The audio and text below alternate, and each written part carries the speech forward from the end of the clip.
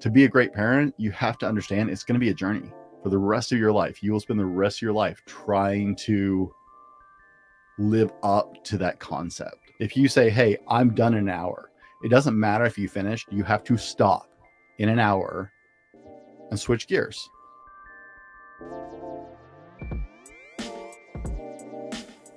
Welcome to the Be Better broadcast. Today we are joined by a personal friend of mine, Mr. Brent Dowlen, and we're going to be talking about a topic that is very near and dear to my heart. As most of you have known, if you've listened to the broadcast, I am a recent new father. My little boy is coming on 4 months, and Brent is the father of several daughters. And I want to know, what does it take in order to be the best parent that you can be? Brent is a fabulous role model. He has his own podcast called the Fallible Man Podcast, as well as another podcast where fathers read books to the children out there in the world who might not have that father figure available for them, which is a brilliant idea. And we'll talk all about it during this show as well. For those of you who don't know Brent Dowlen is a men's relationship coach, the host of the Fallible Man podcast, a speaker, a personal trainer, and an event coordinator who is known for helping people to level up where they feel that they need a hand. Brent's been married for 22 years and has 2 young daughters who are at the root of all he does, and they are the great joy of his life. Brent says that daddy is probably the favorite of all the things that he's ever been called in his life. Family is everything for him, and we're going to be talking about what it means to be the best parent that you can be. Brent, welcome finally to the Be Better broadcast. Hey, Brandon, I'm excited to be here today. But I mean, after that intro, I think we covered everything. I just walk away. I'm not sure I get much better than my intro, right? We've scraped the surface, my friend. We've barely scraped the surface. You were kind enough to bring me on your show, where you've had a lot of other incredible guests come on to talk about what it means to be a man, how to live a great life, how to achieve self-mastery, anything that can help someone live a better life. And I'm just really excited for this one. So let's just jump into it right now. I'm curious, what does it mean what does it mean to be a great parent? And really, when I ask you that, what is the role that you believe a parent plays in the lives of their children? Wow, we aren't starting soft today. That is such a huge question, Brandon, because there is no, despite the fact that there are literally probably 100,000 books on parenting, let me make this utterly clear to start with. There is no such thing as a perfect parent, and there's no perfect way to parent. Okay? You can read all the books you want, but you're going to find some things work in your family, some things work with your children. Children are very individual. My daughters are so different from one another. They have such distinct personalities, likes, interests, and they respond to things so differently. So I worked in youth ministry for years before I became a dad. And I have lots of younger nieces and stuff. And I thought, okay, I got a handle on this. Like, my brother's children are all adults now. Both my brothers, their children are all adults now. And so I've been around kids my whole life. I grew up teaching Sunday school. My dad was a mission supported preacher. And so I grew up in small churches teaching Sunday school and stuff like that. I was like, I got this on lock. And then I had my own children. And I was like, everything's gone. It was like, all the preconceived notions. I felt like such a jerk for some of the judgment I had passed on other parents over the years. So to be a great parent, it's a journey. And I think that may be the most important place to start. Being a great parent is a forward journey that never ends. To the day your kids die, you will still be worrying about them. My father and mother lived with me until my dad passed away. My mom still lives with us. And my dad was still concerned with being a good dad as he was approaching the end of his life. As I'm having to help take care of him, my dad was still worried about the impression he put on me. He was here when I started the Fallible Man. He was really excited about that. And he was still trying to support me as a dad. He would talk to me and encourage me and root for me. He was my biggest fan. All the way up to the day he died. So this is a lifelong forward journey. You just had a little one. and you will be worrying about them until you're gone. That's just the way it works. Yeah. So I think that's the most important part to start with is to be a great parent, you have to understand it's going to be a journey for the rest of your life. You will spend the rest of your life trying to live up to that concept. So, yeah, let's start there. It's like, There's a lot of places we can branch off from. So let me ask you, what would you say is the top thing that you learned about parenting from your father? the most important thing I think I learned from my father is the importance of love and presence. My father was 6'5", 380. My dad was a huge man, and he was always approachable. He was always loving. He was always affectionate. It didn't matter what we did. Yeah, he might get angry when we did something, but he tried not to raise his voice because he was in control. He understood that because of his physical stature, because of how loud he is naturally, that intimidated people, and it could come across even more harsh than he meant it to. And I mean, he did yell from time to time, but it wasn't very often. But it didn't matter what we did. There was no question in our mind that Dad loved us, ever. Not once. My dad and I had a knockout, drag out fight in high school one time. Never once did it cross my mind that my dad loved me. How did he convey that, though? How did you know? It was funny because Dad always had time for us. I actually used to get jealous because, like I said, my dad was a domestic missionary. We went to a lot of churches. My dad had a heart as big as the great outdoors, and he loved everybody to the point where, like, I mean, he was picturesque as a minister. Like, he never met a stranger. He loved everybody unconditionally. But there were times it's like, wow, how can you love everybody else like that and still love us so much?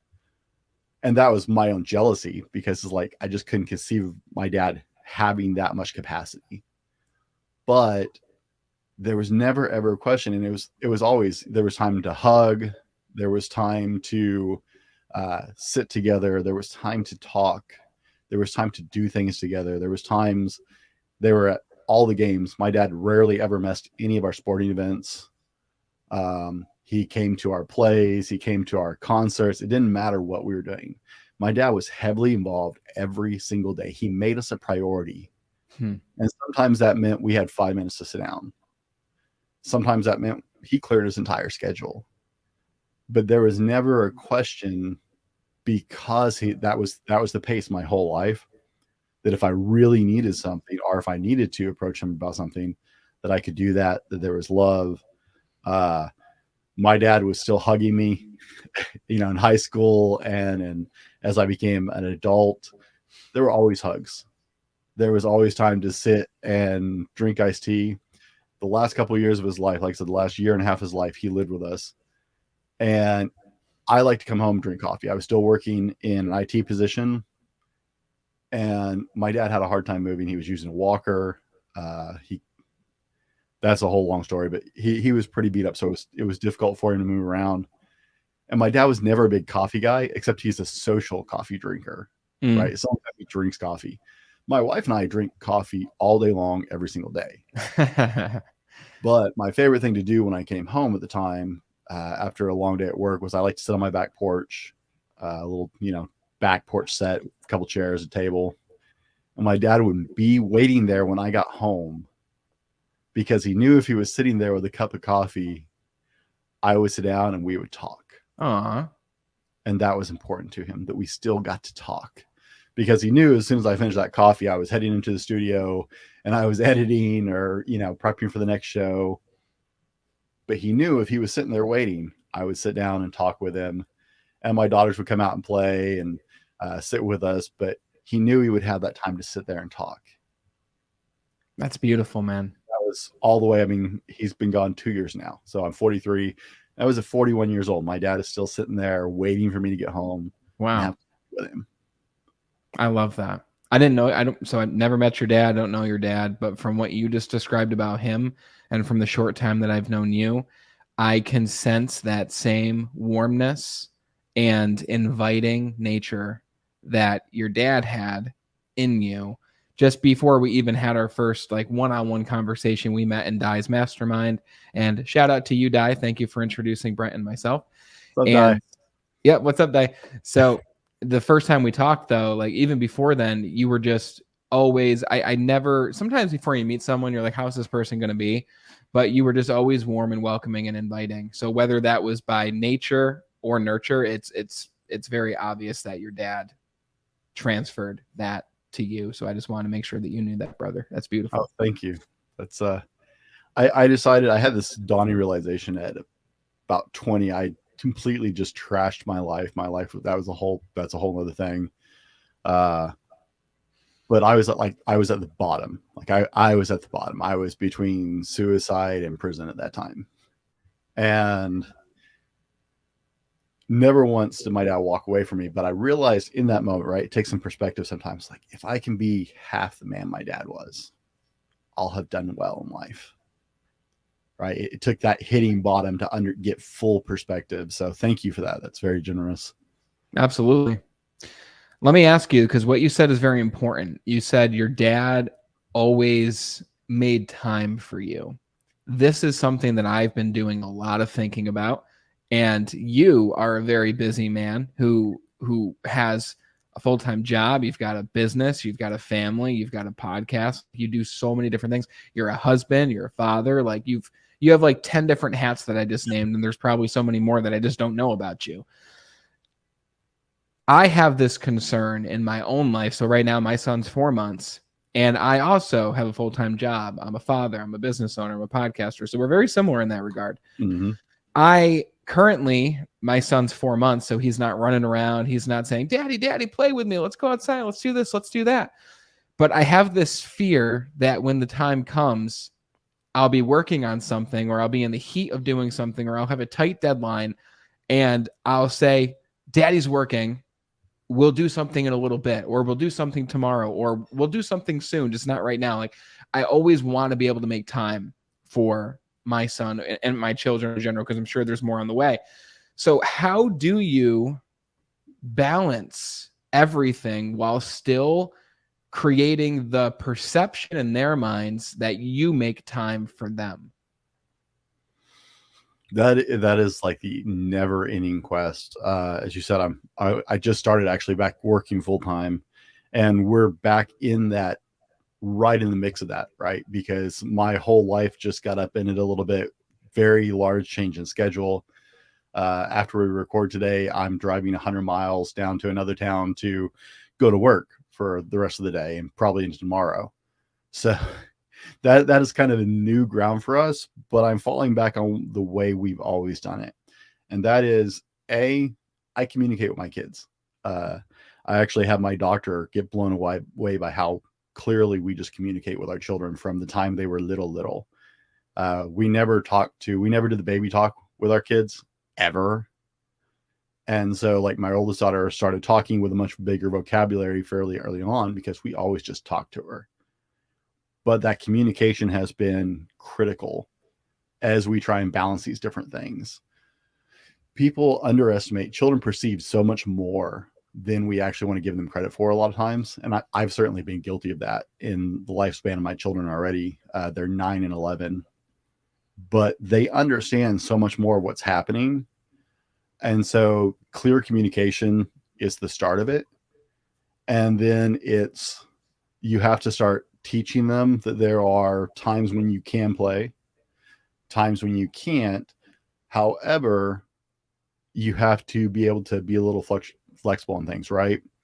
So I've had my daughters come in while I'm in the middle of an edit or something, and you do enough editing, you're like, you know what I'm talking about. Like, you're right in the edit, and it's like, any distraction can just take you out of the zone. Mm-hmm. So I've learned to pause for a second. I don't even necessarily look at them, but I'll reach over and put my hand on their hand. It's like, hey, baby, I have to finish this right now. I need you to give me 2 minutes, or I need you to give me 5 minutes. And that way, because I want to give you my full attention. So let me finish this. It's going to take me about 2 to 3 minutes. and you can wait right here, or you can come back, and I can give you my full attention that way.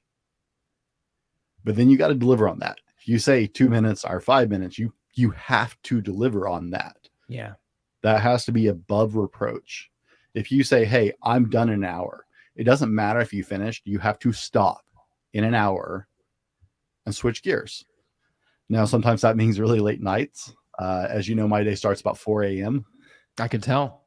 One of the only reasons I get to get some of this stuff done is I just went, okay, I need more time in my schedule. So I put my kids to bed, and then I go to bed right after they go to bed. Mm-hmm. And I start my day early. So I've already got hours of work done before they're up and running. But it's a matter of communication, and then you have to deliver. That has to be above reproach in your children's mind. If you say, hey, at 4 o'clock, I'm done working and we're in, and then you make it just deliver on that every time, right?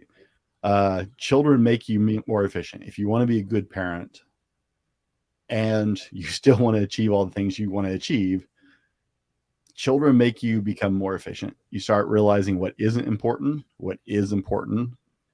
You start relegating time very carefully. I'm big into time blocking, to the point where this is the biggest upset to our new schedule with my new job, is for the last 2 or 3 years, on Wednesday from 4 p.m. until they went to bed, nothing got scheduled. That was purely my daughter's time.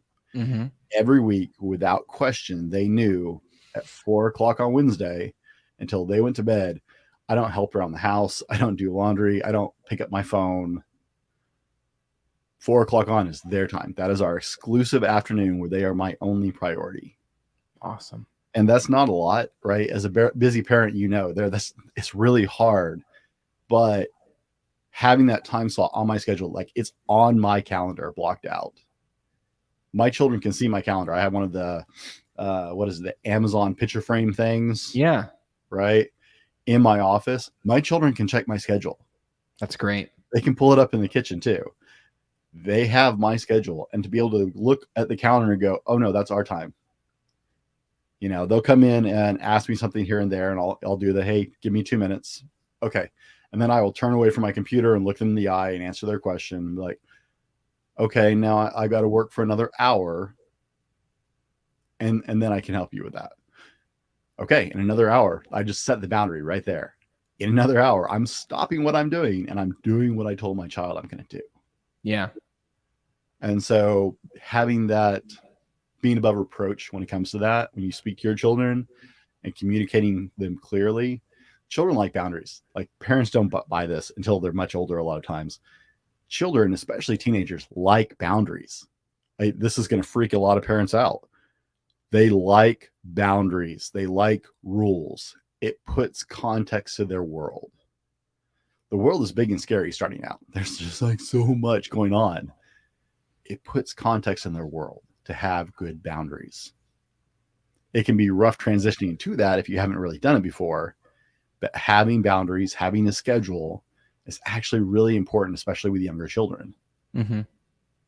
That idea of the calendar that they can view is super cool. And I love that idea. And I'm going to take that, especially for when he gets older. He can't read a calendar yet, but when he gets older, he'll be able to see that. And that's that idea of communication. I was going to ask you, how do you communicate with especially small children? Because your children are almost teenagers, especially your 11-year-old. Yeah. And not to rush things, but they're start a youth group that was hard. No, exactly. So they're getting older, but especially younger children, how do you communicate? And that idea of the calendar is really cool. Is there, like, I would consider that a communication hack, to give you an example. Mm-hmm. Is there another communication hack or strategy when it comes to communicating with children? 100%.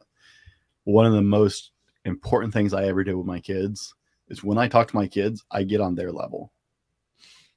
Now, sometimes that means I put them on my level. I'm notorious for picking my kid up and setting him on the counter so I can get him eye level. Because, my knee is a little beat up. My spine's a little beat up. So it's easier to put her at my level sometimes. But when I'm actually communicating with my child, I get at eye level with them. So I'm 6 foot. I'm not as tall as my dad was, but my children are not my size yet. I don't want to talk to my children. I want to talk with my children. And so that means I get face to face, I get eye to eye. And yes, I'm still dad, but now I'm not looking down on them, talking at them or to them. I'm not elevating my position. I am communicating. We're talking. Humans communicate face to face. And that, well, let me rephrase that. Men and women communicate differently. So little girls, especially, like to communicate face to face. Little boys in the early stages of their life will communicate face to face. And that touch is reinforceable there. Like, I will reach over and hold my daughter's hand while I'm talking to her.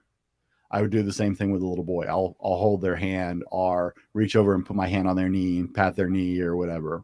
There's a lot of touch. There's a lot of tickling and healthy touch in our family. There's a lot of play. But when I'm communicating with them, I want to be face to face, eye to eye. Now, as little boys get a little older, they fall into the same habits that men do, and they start communicating better side by side while you're doing other things. If you think about men, where men are comfortable talking a lot of times, men talk side by side while they're doing something. Yes. That's looking at a television, sitting at the bar. We don't sit face to face. In the car. Yeah. Right. It's one of the top places men communicate is in the car. Ladies, if you're listening, this is one of the top places you can talk to your husband. Is he will be more open to talking side to side while they're reading something else. Wow. Do something like driving that's kind of second nature instead of like a football game. Don't try and talk to him during a football game or whatever. But side to side communication, men are more open to that. And little boys eventually fall into that somewhere around junior high. But early on, all children face to face. So as he's growing up, right, whether you sit down next to him or pick him up, I've gotten down on my knees at times. I've never been too big to get down on whatever level my child is. I've laid on the floor face to face with them and talked, because they were on the floor and they're like, Dad, come look at this. So I laid down and we sat there and I laid where I could be face to face with them, and we talked, and she showed me what she was coloring, and we had a great conversation or whatever. But that face to face and the touch, the physical touch, reinforces that we're connecting on multiple levels. We're eye to eye, we're face to face, we're talking, but we're also physically connecting. That reinforces that communication. Yeah, you're engaging more than just one or two senses. You've got sound, you've got touch, you've got sight. Maybe you're eating a meal, you've got taste. Maybe you're doing something like you're in a garden, you've got smell. So the more senses you incorporate, the more engaged you're going to be. That's a great hack. I'm glad I asked you that question. And I know there's going to be a lot more that comes up too, that I think to myself, wow, I'm going to start doing more of that. Even when Leo, my little boy, is on his playmat and my wife is playing with him, sometimes I stand and watch, but I'm going to start getting down there and being more face to face. So I definitely take something away from that personally. So we talked about your dad. Let me ask you, what's the top thing that you've learned from your mom about parenting? Unconditional love. My mom, my dad was a, glass half full kind of person. He always sees the best in people. My mom was never fooled by my BS. And I was definitely a headache at a lot of points in life. She was never fooled by that. My mom had a very realistic view of who I was and what I was doing, even when I was doing things I shouldn't have been doing. And so I learned from my mom unconditional love. Fathers and mothers have such different powers they bring to children. It's very cool. But a mother's love teaches us unconditional love, because even when we don't deserve it, especially when we don't deserve it, even when we've been horrible little monsters, moms love us. They don't always like us in the moment. My wife and I laugh about that. We were at a parenting class with a bunch of young parents, and she said, yeah, I love my daughters. I don't always like them, but I love, and like, you should have seen the look, right? These new parents with these tiny little infants who were like just horrified that she would even say that. She looked at them, she's like, you'll learn. It's Exactly. okay. I know I did things that my mom didn't approve of. We've had those conversations since then. But no matter what, she was always my mom first. She always loved me. And there was never any question about that. Right. I could screw up my life entirely, make horrible decisions. She wasn't happy with the decisions I made, but she always loved me and always made space for me, where it was like, okay, no, I can be here. I can feel safe and nurtured. Even when I deserve to be judged, I don't feel judged. Right. So moms bring that unconditional love to the table, and a good dad does too, but you don't instinctively, like, that's not what your brain connects. Men instill something different in their children than women do. And it's not that the women don't do that or the men don't do that. It's what your brain takes away from it as a youth, what the impression comes away. You always want to impress your dad.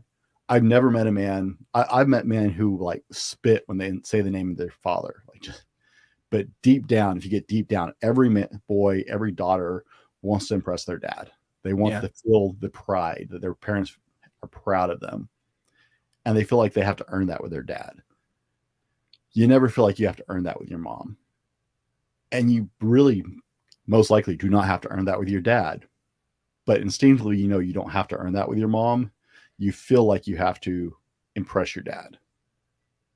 Sure. So there's very different takeaways you get from each side of the equation. Like I said, it's not a lack of, I had one mom, I was on a motherhood podcast, and she's like, so you're saying moms don't do that? No. Moms absolutely can do that. But it's instinctively what our brain takes away from it. And that's way over my head. That's like some kind of primal biology in psychology I don't understand. Exactly. But I know it exists just because I've seen the anecdotal evidence over and over and over again. It's primal.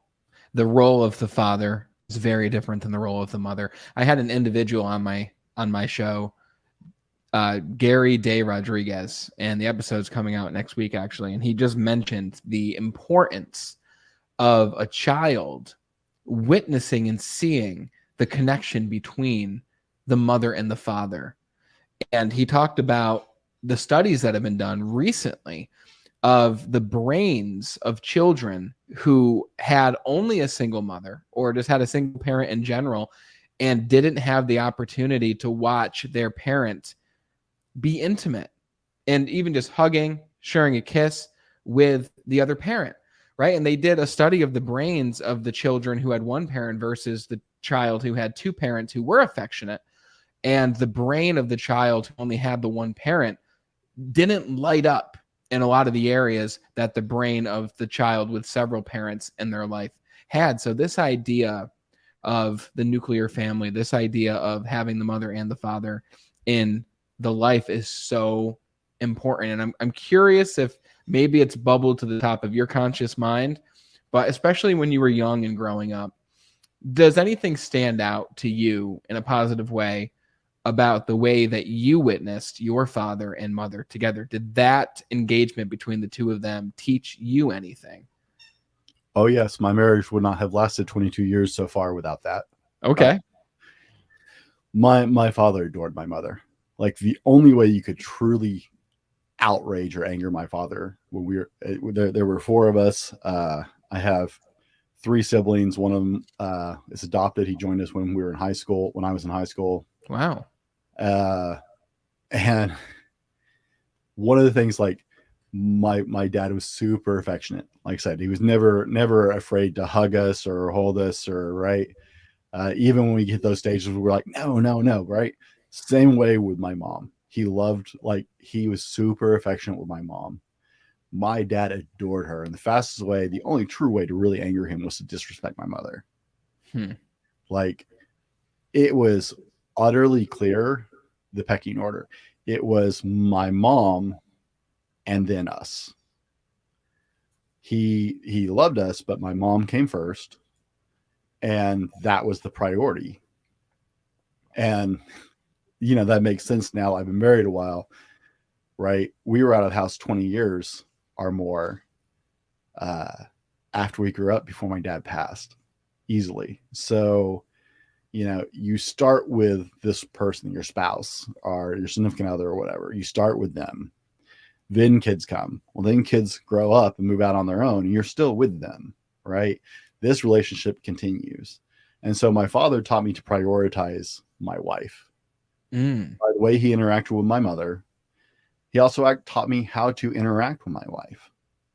Sarah and I are pretty good. We're an odd couple sometimes as far as our personalities. We complement each other really well, and we're total opposites on some stuff.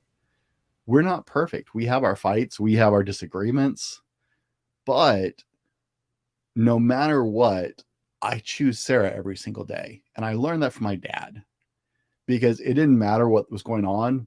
Mom was his first choice. Mom was the answer, default. And so I learned that my wife is the priority in my life because that's the relationship we chose, right? That's what we committed to. And we're also a very faith-based family. I committed in front of God and family to put Sarah first. That includes my daughters. And I was just going to ask you that. I don't mean to interrupt, but I was going to ask you, who comes first, your wife or your kids? My wife.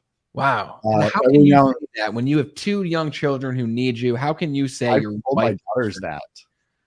Wow. I tell my daughters that. Like just straight out, I've told my daughters is like, I got to pick between you and mom. Mom wins every time. Does Sarah say the same thing about you? Yeah. Interesting. It is us together. We were together before then. We waited very late. My wife, I believe, was, let's see, Abby's 31. So Abby's 31. Whoops. Abby's 11. So I am 43. I was 32 when she was born. Yep. We were married for over a decade before we had kids. Initially, it was we're going to wait a few years to build our relationship before we introduce kids to that. Then it was we can barely afford to survive and feed ourselves, so we're going to wait a little bit longer. And then it just kind of got out of control with how it's like, why are we still waiting? We have a good job. Yes, but we have years together, and God willing, after my kids are old enough to be out on their own or find a spouse or whatever, we have years together to come. And so that has to be first. It's actually a big breakdown for a lot of the number one time for divorce is right after the kids move out. It's not the first 3 years. That's like number two. Number two is the first 3 to 5 years of marriage. But the number one spot for divorce is right after the last kid moves out, because parents get married and go straight into having children. Yeah. They have no time to build their foundation of who they are together before kids are in the picture. And then as you're finding out, that child, we're inherently selfish when we're born as children. And it's not a selfishness in like an adult being selfish. It's I can't take care of myself. Pay attention to me. Yeah. Right. The kids need that. And once you have them, I'm sure you're finding out there's a lot more focus on your son than as much focus on you and her. Right. Yes. Because he needs us. I mean, we have to change his diapers. We have to feed him. He's helpless. And you have to do it as a team. You have to do it as a team, which starts to put you on a different schedule from each other. Right. My wife nursed our children through breastfeeding, but she also pumped so that way I could give her a break in the middle of the night so she could actually get some sleep. Right. Yep. So it starts to put you on a different schedule when you're supporting that person in your life. Right. You don't want her to have, it's like you're looking at her going, oh my goodness, she needs some sleep. She needs to eat a hot meal. She needs to be able to take a shower. Right. And you're thinking of all these things as a dad that you can do for her. Well, that includes offsetting your schedules, right? So there's that natural wedge that starts to happen. Yeah. If you don't have a significant base before that, by the time you get through all that, you're living with a stranger a lot of times. Wow. And that's why that's the number one spot for divorce. And so, yeah, it's this weird, but I learned so much from watching my parents. Mm-hmm. My parents knew each other in kindergarten. Wow. They grew up in the same region. They went to the same church growing up. My dad moved away for a while and came back eventually, but they've known each other most of their lives. But there was always that affection for my dad. Like he wanted to touch her, he wanted to kiss her, he wanted to hug on her. And my mom is very reserved. She's an introvert. And so she wasn't always thrilled about all the public displays of affection. But I also learned that, right? There were things about my dad that made my mom crazy. There are things about Sarah that makes me crazy. And I know that's vice versa, right? I know I drive my wife insane sometimes. I learned from my dad and from my mom that was okay. That we weren't always going to see eye to eye, that we're going to get on each other's nerves, but we always choose to be us. Yeah. That's so true. Really hard as your kids get into the picture, right? You still have to choose us, and then us starts to look like, instead of just side by side, now there's a triangle, right? And if you have more kids, that gets bigger and takes more time. So I'm really happy that I'm really happy you brought up the idea of choosing your wife over your daughters. And that doesn't mean you don't love your daughters. It means you love them more. And that's why you choose your wife, because by choosing her first, you're able to pour your energy into making sure she's doing great so that she can pour her energy into the kids and vice versa. Right. So it's this energy exchange. And it's so funny. I'm just going to say it. Maybe I shouldn't, but I remember probably a month or so ago, I said to my wife, Bree, if I was hanging off of a cliff and Leo was hanging off the cliff, I don't know how he's holding on. He can't really grip that much, but let's say he was, who would you save? And this is kind of a different question, right? kind of a different question. And she said that she'd save Leo. And then she asked me, who would you save? And I said, I'd save you, right? We've been together for going on 12 years. I've known Leo for 4 months, right? You and I can create another baby. If it's just Leo and I, it's just going to be very, very difficult for me to take care of him alone, right? As a single parent. So the difference in perspective there was very interesting. And it's been always innate for me to choose her first, because it's been us since the beginning. So a little bit different maybe than what we were talking about. But yeah, hopefully she just doesn't watch this like minute or so. It also comes down to a biological difference between men and women, right? Oh, women very true. Innately have that maternal instinct. A woman will stand toe to toe with a bear, right? No questions asked, over their child, not over their husband. Men focus in on an instinctively sacrificial love. If you were in that situation, if it cost you your life, you would save them both. That's true. If you had to boil down to only saving one, you would weigh the cost and go, okay, I can save both of them if I take their place. That's so true. And that's just an instinctive play for men, right? It's part of our makeup. Not to say that women don't sacrifice, but women are more hardwired to save the child. That child is of their body, right? That connection from that birthing process is so deep, and men are connected. And I encourage men early on, like parenting hack. I gave my kids baths and showers. My kids never had like a baby tub, right? Women have a lot of natural skin to skin contact with newborns and young babies, especially. I wanted that because I know how bonding that is. And so one of the ways I helped my wife was I took showers with my daughters. My wife was not actually very comfortable with the idea of trying to hold a soapy baby. And so up until my daughters became of an age where I decided it's like, okay, I don't think this is appropriate anymore. They're going to start asking questions I'm not ready to talk about with them. I gave my children showers, right? And when they were infants, that was me holding them. And as they got older, that was them in the shower with me. Sarah would put them in. I'd help them get washed up and then put them back out. Yeah. But that was that skin to skin contact time. And a lot of dads don't get that. So dads, hey, that's a great way for you to help your wife. Great way for you to bond with your newborn, because there's no other naturally instinctive way for you to have that skin to skin contact. And that's very healthy, both for the baby and for you in that bonding period. So I absolutely recommend that. Public service announcement: babies are slippery when they're soapy. So be very slippery when wet. don't squeeze them too hard. You're going to want to like crush them in because they feel slippery. But yeah, fantastic advice. Do, but there's that different bond mentally between the mother and the father with the child. You're amazing, man. You're a fantastic communicator, Brent. You really are. Like, you have a podcast, so I mean, especially after all the episodes you've done and all your listeners, like, you get good at something, but just your way of taking what I said and weaving it into that extra piece of advice that is so extremely true and helpful. Like, you're an awesome dude. I just want you to know that. So let's talk about your domain. Okay, let's talk about this idea of personal development with children. Okay, so my question for you is, you and I are similar in the way that we have children, we have a job, we do that to support our family and to put food on the table and all the fun things.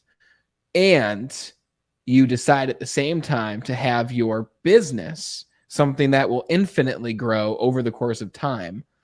Your podcast, you still want to help other people and fulfill your purpose with the Fallible Man. So how do you, and I wrote it a specific way here because I want to make sure I asked you this. How has being a father influenced your personal approach to personal development? And how has it changed since? Being a father is actually what fueled my desire for personal development. I had kind of like this empty space where I was like hitting this wall of, really, is this it? I worked myself into a good job. You know, we weren't rich, but financially we were secure. I could pay our bills. We had some money left over, right? We're not living in a giant fancy house, but we were okay.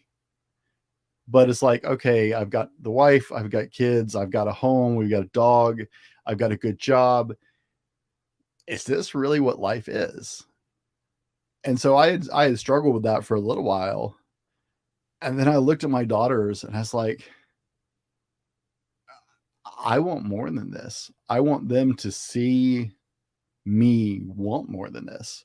I don't want them to see me settle and just stop, right? A lot of people just hit a point and they stop. We're told this idea of, you know, for lack of a better term, the American dream, right? House, family, job, white picket fence, yada, yada. And then stop. We get there. We're just like, okay, we've arrived. And some people stay there and some people start to go, and it's a smaller percentage that start to question that. Yes. So I started questioning that, but then I wasn't motivated to do anything about it. Because, like, hey, I worked really hard to get to that point. My wife and I struggled through a lot of poor years in our younger years. And, you know, I had moved up from construction into IT and all this stuff to where I had a better job and worked hard to get there. But it's like, I don't want to be the person who stops. And I looked at my children and was like, what example am I setting if I stop? Is this the life I want for them, or do I want a better life for them? So how do I set that example? Mm-hmm. And that's really where my personal development journey started. Was I determined I wanted my children to see me as Superman always. I don't ever want them to see me as less than that. I want to set the bar so stupidly high that they can't help but find guys who are going somewhere with their lives, right? They don't just fall in love with a guy or settle for a guy who's not going to treat them a certain way or who isn't ambitious with where they're going in life. I wanted to set that bar so high that they can't help but find a young man who's going somewhere one day, because a lot of people just stop. So the only way I could do that was I had to get out of the stop and start. Wow. Right. I had to just start. And I honestly, I had no idea what I was doing. I had no idea where I was going, but I know that most people just don't start. Yeah. And so I took a weak area, which was personal finance. I was never taught anything about money. And I found out at 40 that I knew nothing about finances. And so that's where I started. And I started reading books and I started listening to podcasts and I started down this journey of educating myself about this gap in my knowledge. And as I grew in my knowledge of that, I discovered I could teach myself things. Actually, I could learn things still. It's like, oh, I can learn to do this stuff. It's not beyond me. Mm-hmm. And that morphed into more and more things. But I want my children to see, right? So I just went back to work. And that was a hard pill to swallow. For your listeners, my wife and I actually took off the last year after my company downsized and I lost my job a little over a year ago now, or about a year ago now. And my wife and I decided we had enough money put up and my podcast was doing well enough. We were going to make a go of it. We were growing. We had a lot of ambitions and we still do with the Fallible Man and everything we're doing there. And so we decided to make a go of it. We have hit a point where the podcast has grown. We just had a record month for downloads, Awesome. new listeners, and so excited about that. Congrats. But I haven't gotten to a place where that's bringing in income. So I had to go back to work, and that was a hard pill to swallow. But it was a pill that I sat down and talked to my children about. And it's like, well, this is what we aim to do, and we're going to keep doing this, but I'm going to have to go back to work, right? We've included my children in on this journey. I try to teach them and be transparent with them. I want them to see that, oh man, this didn't quite pan out how I expected, but that's okay. We're going to move forward anyway, right? We're not giving this up. We're just changing the parameters right now and making it work. And we'll still find a way to make it work, because this started with me becoming a better person and a better dad and a better husband, and wanting to take other people with me as I grew, right? That came out of this personal development journey I started for myself. But now it's moved into, I want my children to see things bigger than them. I want them to see reality. I want them to see me struggle. I want them to see me have good days and bad days. I want to be transparent with it all, because then they know that they can have a bad day. They know how to come back from a bad day. They know things don't always go according to plan. But the answer is not to quit. The answer is not to stop. The answer is to continue forward. Make the pivot you need to make, but continue forward. And so personal development started with me trying to be a better dad, trying to be a better husband, because I looked at myself in the mirror and I was like, my wife and my children deserve the best version of me. Yeah. And then I looked at myself and said, I deserve the best version of me. Right. And so that's a lot of motivation right there when you're looking at your entire family going, not only they deserve the best version, I deserve the best version of myself. So what am I doing sitting here? And what is that teaching my children? What example am I setting for them? They're learning that they can just kind of exist. They don't have to keep pushing. That's not acceptable. That's not the life I want for them. Yeah. And so as I started to grow, I started to mentor and educate them. Right. I actually pay my children to do book reports. I love that. I buy them books that educate them on things, age appropriate books for their level. My daughters are quite avid readers now, but I buy them age appropriate books and I pay them to learn. Yeah. They read books on marketing. They read books on finance, and they write a book report, and I pay them. And then they have to put X amount into savings. They have to put X amount. They donate a certain amount of that 10, right? So they come away with 6. One has to be donated to whatever they want to. That can go to a church. That can go to a cause. They like to send money to the Australian Zoo down where Steve Irwin used to be. And then 2 goes back into like investments. Mm-hmm. 1 can go into savings. I don't like savings accounts. I like investments. So my children actually have investment accounts, and we talk stocks. We sit down and they help me pick the stocks, and we discuss dividends and capital gains. And so smart.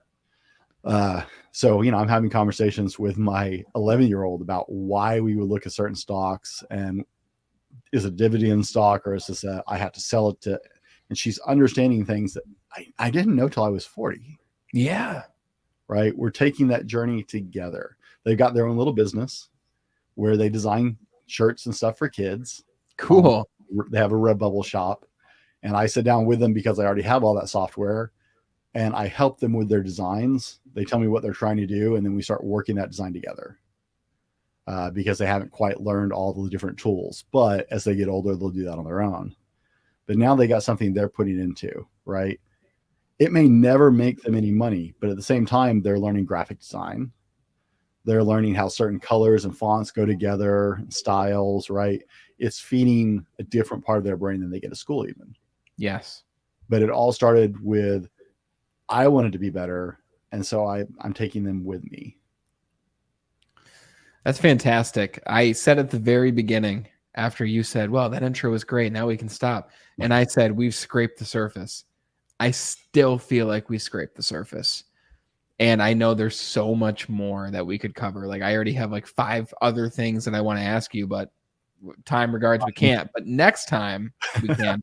And I want there to be a round 2, 100%, because in this 50 minutes, I mean, you've shared 3 incredible parent hacks that anyone can start doing right now when it comes to communicating better, involving their children in their own personal development, so many different things. So let me ask you this. Let's end here. Okay. Where can people hear more from you? And that's obviously The Fallible Man and The Fallible Man podcast, your show. Mm-hmm. And how can they start to hear more from you, Brent? Can you share that? Yeah. So you can always find me on every platform with The Fallible Man podcast. We're on all podcast platforms and YouTube. No one watches my YouTube videos. They all listen to it on podcast platforms. But you can also go, if you want to have a little more insight, you can go to my website, thefallibleman.com. Wait for the pop-up. Yes, there's going to be a pop-up for about 5 seconds. And I have a recap email I send out once a week that just recaps that week's episodes because everybody's busy, right? And I handle stuff on parenting, marriage, relationships, personal development. So not every episode is for everybody. I have a friend who only listens to about a third of my episodes.